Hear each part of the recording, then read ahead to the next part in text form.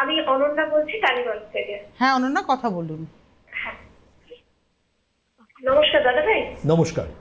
হ্যাঁ, বলছি আমি লোয়ার অ্যাবডোমেনের ইউএসজি করিয়েছিলাম। তাতে আমার রাইট ওভারিতে পিসিওএস এসেছে। রাইট ওভারিতে? রাইট ওভারিতে দেখা যাচ্ছে যে পলিসিস্টিক ওভারি হয়ে আছে। শো এবার আমি টানা 25 দিন খাওয়ার কোনো ওষুধ খাননি তো?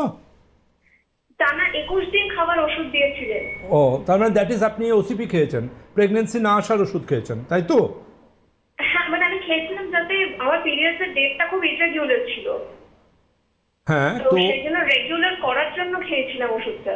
হ্যাঁ, দ্যাট ইজ আপনি জানেন তো ওটা প্রোজেস্টেরন ট্যাবলেট, ওসিপি, প্রেগন্যান্সি না আসার ওষুধ। হ্যাঁ। আপনি তো আনম্যারিড। হ্যাঁ।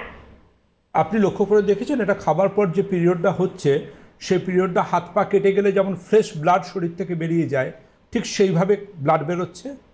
হ্যাঁ, এবং আমার যেটা 5 দিন ধরে হতো সাইকেলটা, সেটা 16-17 দিন অবধি কেটেছিল। হাত পা কেটে গেলে যেরকম ব্লাড বেরোয় সেই ফ্রেশ ব্লাড ওনার বেরোচ্ছে। আমি এখানে বসে বলছি, অ্যানিমিক, শরীরের রক্ত বেরিয়ে যাচ্ছে। তাই হয়তো আপনার পিরিয়ড তো ক্লটেড হবে, ব্ল্যাকিশ হবে বেশিরভাগ ক্ষেত্রে। ওনার হাত পা কেটে গেলে যেমন ব্লাড সেরম বেরোচ্ছে। আপনার আলট্রাসোনোগ্রাফি রিপোর্টটা আমাকে পাঠান, এত দুশ্চিন্তা করবেন না, আমি দেখে নিচ্ছি, সঙ্গে থাকুন। এক্সপিরিয়েন্স কথা বলে। আপনার সাথে অনুষ্ঠান করতে বসলে আমার এই কথাটা বারবার ইচ্ছে করে বলতে, যে সত্যি এক্সপিরিয়েন্স কথা বলে। একজন মানুষ, উনি খালি বললেন যে ওনার কী হয়েছে, তার এগেনস্টে মডার্ন মেডিসিনের কী ট্রিটমেন্ট উনি পেয়েছেন সেটাও আপনি এখান থেকে বসে বলে দিলেন। যাই হোক, এই অভিজ্ঞতাটাকে স্যালুট করতে হয়।